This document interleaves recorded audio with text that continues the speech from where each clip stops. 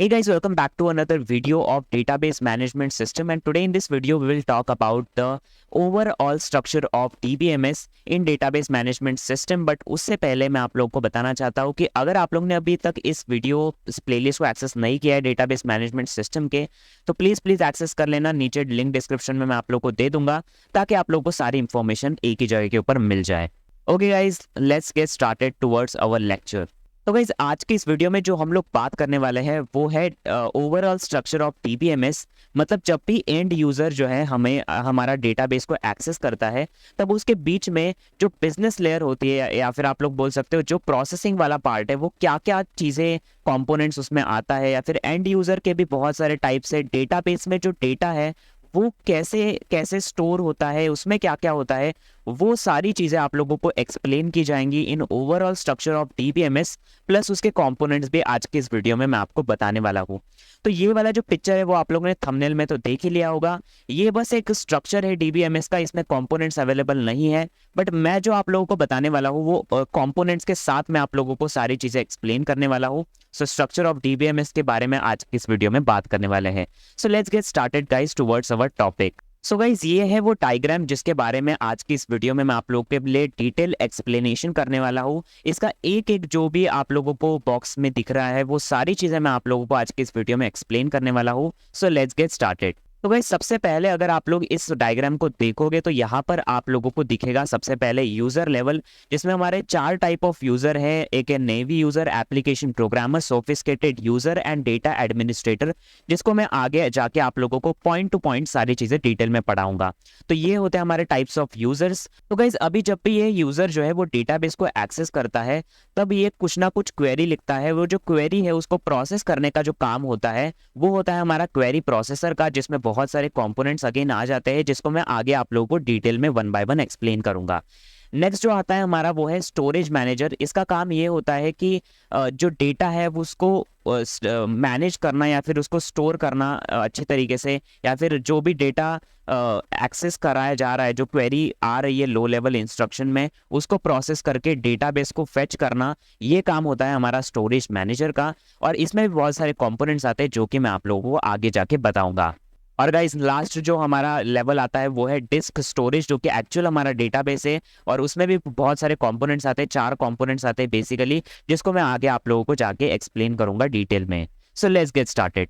So guys सबसे पहला जो हमारा आता है वो है यूजर लेवल, जो कि सबसे अपर लेवल आता है हमारा, जो कि ऑफ कोर्स यूजर डेटाबेस को एक्सेस करेगा तो यूजर लेवल तो इसमें होगा ही।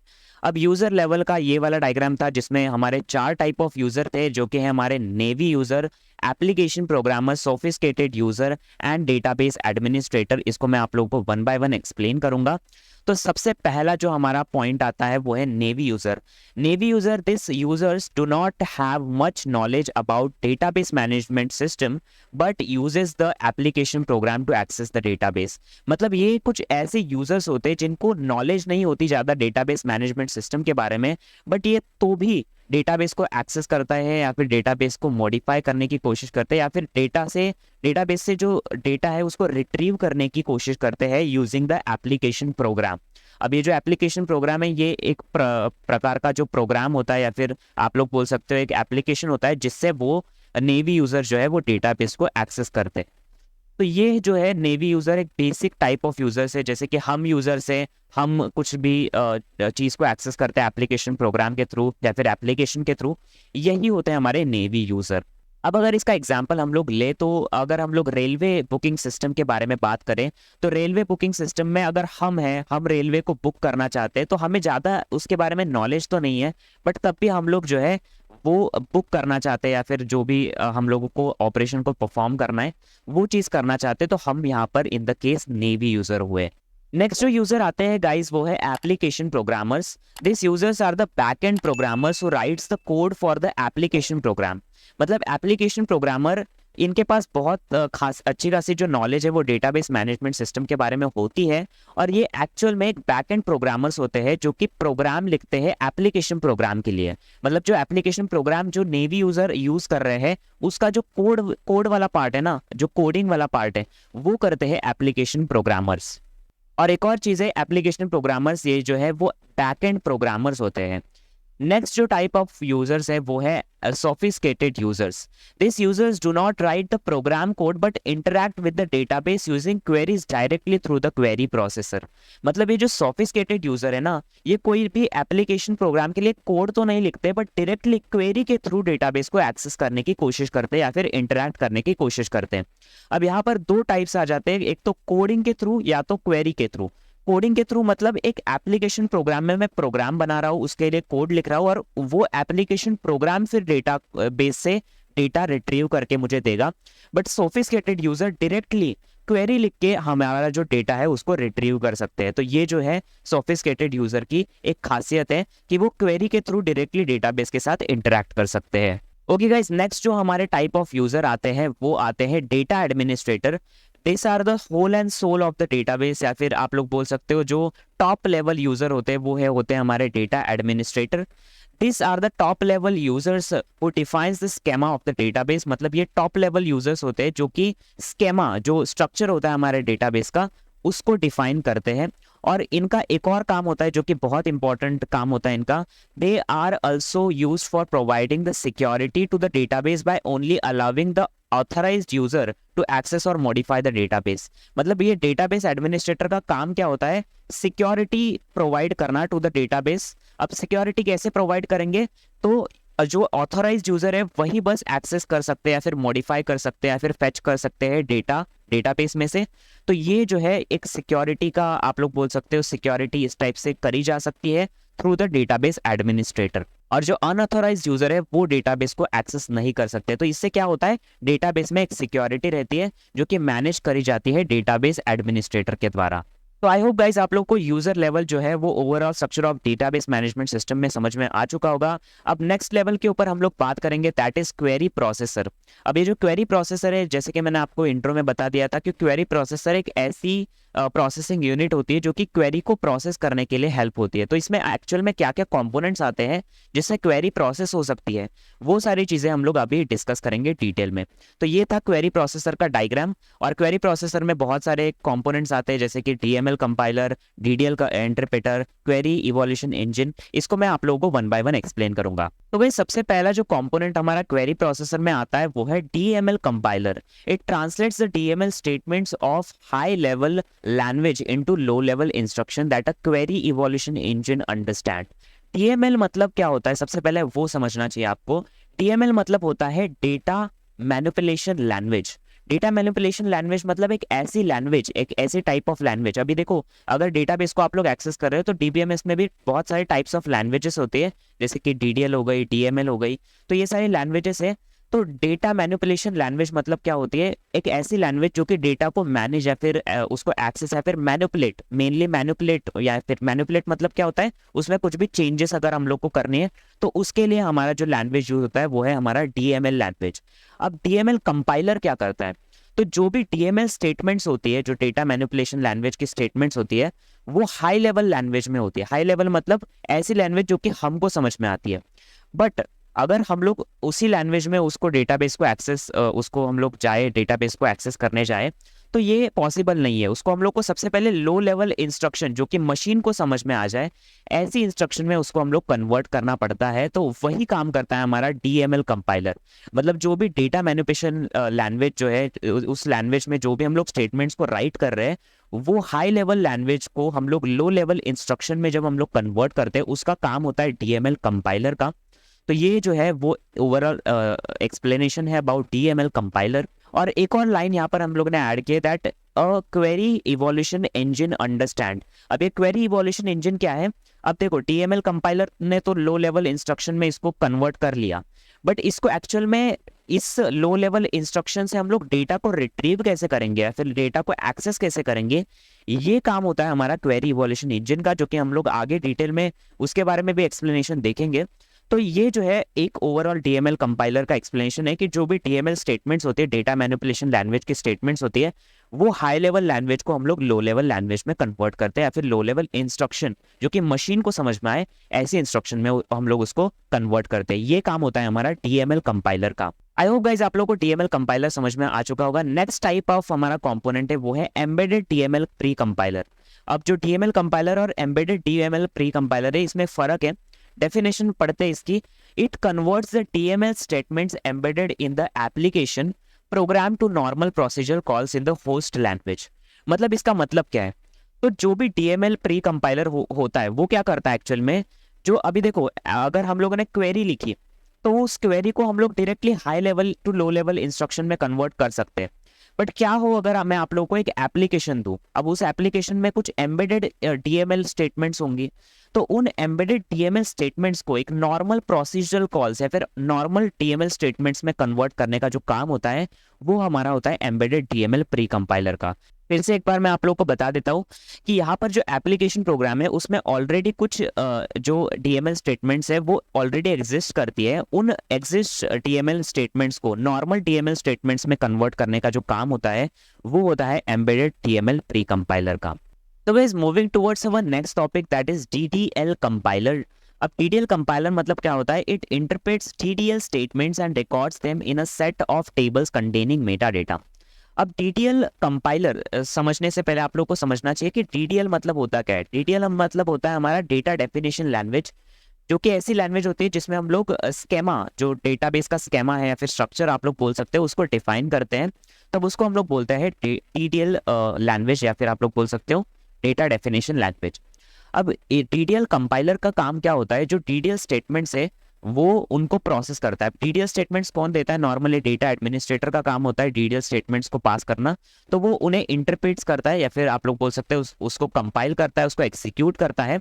और ये जो मेटा डेटा का कॉन्सेप्ट है ये एक्चुअल में आया है डेटा डिक्शनरी से, जो कि मैं आप लोग को आगे स्टोरेज मैनेजर में बताऊंगा। स्टोरेज मैनेजर क्या आगे जो डिस्क स्टोरेज है उसे कंपोनेंट्स में बताऊंगा। डेटा डिक्शनरी एक ऐसा टाइप ऑफ डेटा टाइप या फिर आप लोग बोल सकते हो डेटा स्टोर करने का जगह होती है जहां पर हम लोग डेटा का भी डेटा स्टोर करते हैं, मतलब मेटा डेटा स्टोर करते हैं। अब डेटा में क्या आया कि डेटा के एट्रीब्यूट्स क्या है, ये सारी चीजें, मतलब एट्रीब्यूट्स क्या है, उसके रोज क्या है, उसमें कौन से टाइप का डेटा स्टोर्ड है, तो ये सारा होता है डेटा का भी डेटा, मतलब मेटा डेटा। तो ये जो टीडीएल स्टेटमेंट्स है उनको एग्जीक्यूट करके हेल्प करता है ये डेटा डिक्शनरी में उसका मेटा डेटा स्टोर करने का। मतलब जो मेटा डेटा है वो डेटा डिक्शनरी में स्टोर करने का काम क्या करता है? डीडीएल कंपाइलर करता है। और ये क्या एग्जीक्यूट करता है? डीडीएल स्टेटमेंट्स को एग्जीक्यूट करता है। डेटा डिक्शनरी का कॉन्सेप्ट जब मैं आप लोग को आगे बताऊंगा तब आप लोगों को ये चीज बहुत अच्छी तरीके से और समझ में आएगी। नेक्स्ट के बारे में बात करते हैं, that is query evaluation engine. It executes low level instruction generated by DML compiler and issued by query processor to select efficient ways to execute query. तो गाइज अभी अगर आप लोगों ने डीएमएल कंपाइलर को पढ़ा होगा तो मैं आप लोगों को याद होगा कि डीएमएल कंपाइलर क्या करता है? जो हाई लेवल इंस्ट्रक्शन है उसको हम लोग लो लेवल इंस्ट्रक्शन में जब कन्वर्ट करते हैं उसका काम होता है हमारा डीएमएल कंपाइलर का। तो ये जो डीएमएल कंपाइलर के द्वारा हाई लेवल इंस्ट्रक्शन को जब हम लोग लो लेवल इंस्ट्रक्शन में कन्वर्ट करते हैं तो जो लो लेवल इंस्ट्रक्शन है वो हमें ऑब्टेन हुए हैं। अब उस लो लेवल इंस्ट्रक्शन से हमें डेटा कैसे ऑब्टेन करना है, इसका जो काम होता है ना वो क्वेरी इवोल्यूशन इंजन का होता है। मतलब मैंने क्या बोला, जो लो लेवल इंस्ट्रक्शन है जो कि हमें ऑब्टेन हुए हैं बाय द डीएमएल कंपाइलर, अब वो ऑब्टेन तो हो गई, अब उससे हम लोग डेटा कैसे एक्सेस करें, वो जो काम होता है ना वो हमारा होता है क्वेरी इवोल्यूशन इंजन का। सो आई होप आप लोगों को ये जो चीज़ है वो भी समझ में आ चुकी होगी। क्वेरी इवोल्यूशन इंजन, तो सबसे पहले जो स्टेप होती है हमारी वो है डीएमएल कंपाइलर करता है हाई लेवल को लो लेवल इंस्ट्रक्शन में कन्वर्ट करता है, और वो लो लेवल इंस्ट्रक्शन जाती है हमारी क्वेरी इवोल्यूशन इंजन के पास, जो कि उस लो लेवल इंस्ट्रक्शन को एग्जीक्यूट करती है, और उस एग्जीक्यूशन से हमारा क्या होता है? डेटा रिट्रीव होता है या फिर ऑब्टेन होता है। तो ये है क्वेरी प्रोसेसर का कॉन्सेप्ट। आगे बढ़ते हैं to our next level of database management system structure. Okay guys, जो नेक्स्ट हमारा लेवल आता है वो है स्टोरेज मैनेजर का। तो स्टोरेज मैनेजर में सबसे पहला जो हमारा डायग्राम है ऑफ कोर्स उसको हम लोग लेंगे। स्टोरेज मैनेजर में हमारा आता है transaction manager, buffer manager, file manager, but उसमें हमारा जो एक्सप्लेन करने वाले हैं वो है हम लोग बफर मैनेजर और फाइल मैनेजर। ओके गाइस, अभी हम लोग पढ़ेंगे अपने नेक्स्ट टॉपिक के ऊपर, नेक्स्ट लेवल के ऊपर, दैट इज स्टोरेज मैनेजर, जो कि क्वेरी प्रोसेसर के नीचे आता है। और इसका जो डायग्राम है वो कुछ इस टाइप से, इसके अंदर ज़्यादा कंपोनेंट्स नहीं, बफर मैनेजर और फाइल मैनेजर है। सबसे पहले बफर मैनेजर के बारे में बात करते हैं। It is responsible for fetching the data from the disk storage into the main memory. बहुत सिंपल सा वर्क है इसका। क्या करता है ये? डिस्क स्टोरेज में जो डेटा एक्चुअल में फिजिकली स्टोर है उसको हम लोग मेन मेमोरी में जब ट्रांसफर करते हैं उसका काम होता है हमारा बफर मैनेजर का। अब इसका एग्जांपल मैं आपको देता हूँ, जैसे कि डिस्क स्टोरेज हमारी होती है कंप्यूटर में, जो हार्ड ड्राइव होती है उसको हम लोग डिस्क स्टोरेज अगर हम लोग बोलेंगे, तो मेन मेमोरी हमारी होगी रैंडम एक्सेस मेमोरी, जिसको हम लोग रैम बोलते हैं। तो जो डिस्क स्टोरेज में डेटा है उसको हम लोग जब मेन मेमोरी में ट्रांसफर करते हैं, फिर फेच करते हैं, फेच मतलब क्या, ट्रांसफर करना, और या फिर आप लोग बोल सकते हैं ऑब्टेन करना। तब हम लोग जब डिस्क स्टोरेज में से मेन मेमोरी में डेटा ऑब्टेन करते हैं, उस प्रोसेस को या फिर उस चीज़ को मैनेज करने के लिए हमारा जो है बफर मैनेजर यूज़ करा जाता है। नेक्स्ट पॉइंट के ऊपर एक्सप्लेन करेंगे, that is file manager. It manages the allocation of space on disk storage and data structure use to represent information stored on disc.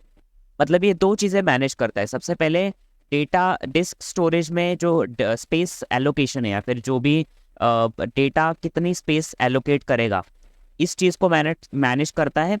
तो मतलब यहाँ पर फाइल मैनेजर दो चीज़ें मैनेज करता है। सबसे पहले जो डिस्क स्टोरेज में जो डेटा है वो कितनी स्पेस एलोकेट करेगा या फिर कितनी मेमोरी एलोकेट करेगा, ये इस चीज़ को मैनेज करता है। और सेकंड चीज़ मैनेज करता है जो डेटा स्ट्रक्चर उसमें यूज़ करा गया है, मतलब उस इंफॉर्मेशन को स्टोर करने के लिए जो डेटा स्ट्रक्चर यूज़ किया गया है उसको मैनेज करने का। ये सारी जो चीज़ें हैं उसको मैनेज करने का काम है हमारा फाइल मैनेजर का। I hope guys storage manager का भी एक सिंपल सा पार्ट आप लोग को समझ में आ चुका होगा। Moving towards our last level, that is disk storage components. अब डिस्क स्टोरेज कंपोनेंट्स मतलब जो एक्चुअल में डेटाबेस है उसमें क्या क्या कंपोनेंट्स आते हैं, इसके बारे में हम लोग डिस्कस करेंगे। तो सबसे पहले इसका जो डायग्राम है वो कुछ इस टाइप का है। डिस्क स्टोरेज, उसमें डेटाबेस आ जाता है हमारा। डेटाबेस में data files, indices, statistical data and data dictionary का कॉन्सेप्ट आ जाता है हमारे। ये चारों कॉन्सेप्ट हमारे डिस्क स्टोरेज के कंपोनेंट्स है। वन बाय वन एक्सप्लेन करेंगे। सबसे पहला है data files. It stores the database. Simple सी डेफिनेशन है, जो कि डेटाबेस को स्टोर करता है, फिर डेटा को स्टोर करता है डेटाबेस में। इनको हम लोग डेटा फाइल्स बोलते हैं। डेटा फाइल्स के फॉर्मेट में हम लोग उसको स्टोर करते हैं। नेक्स्ट है data dictionary. It stores the Meta data that hold the particular values. मैंने आपको बताया था ना, डेटा डिक्शनरी का कॉन्सेप्ट आप लोगों को आगे बताऊंगा। तो डेटा डिक्शनरी मतलब एक ऐसा यहाँ पर फॉर्मेट होता है जो कि मेटा डेटा को स्टोर करता है। मेटा डेटा मतलब डेटा का भी डेटा, कि उसमें कितने एट्रीब्यूट्स आएंगे, उसमें कितने रोज आएंगे, कॉलम्स आएंगे, या फिर उसमें किस टाइप का डेटा स्टोर किया जाएगा। तो ये सारी जो इंफॉर्मेशन है जो कि डेटा की भी डेटा होता है, तो जो मेटा डेटा स्टोर करता है वो हमारा डेटा डिक्शनरी करता है। नेक्स्ट के ऊपर बात करेंगे, that is indices. It provides fast access to the data elements that hold particular values. मतलब एक ऐसा एंटिटी होता है जो कि डेटा आइटम्स को फास्टली एक्सेस करने में हेल्प करता है डेटाबेस में से। नेक्स्ट के बारे में बात करते हैं, that is statistical data. It store statistical information about the data in the database. मतलब स्टैटिस्टिकल डेटा में क्या होता है, जो स्टैटिस्टिकल इंफॉर्मेशन होती है या फिर जो डेटाबेस की इंफॉर्मेशन स्टैटिस्टिकल फॉर्म में है, वो सारी चीज़ें जो है वो डेटाबेस में स्टोर करता है। तो ये है components of disk storage components, या फिर कंपोनेंट्स है डिस्क स्टोरेज के। आई होप गाइज आप लोगों को ये जो कॉन्सेप्ट है वो समझ में आ चुका होगा। ओवरऑल स्ट्रक्चर ऑफ डीबीएमएस के सारे कंपोनेंट्स आप लोग को समझ में आ चुके होंगे। अगर आप लोग को ये वीडियो अच्छी लगी तो मेक श्योर वीडियो को लाइक करें, चैनल को भी सब्सक्राइब करें, बेल आइकन को भी क्लिक कर देना, प्लेलिस्ट को भी एक्सेस कर लेना। नीचे लिंक डिस्क्रिप्शन में आप लोग को दे रखी है। बाकी मिलता हूँ आप लोग से नेक्स्ट वीडियो में। Till then keep watching me and peace out.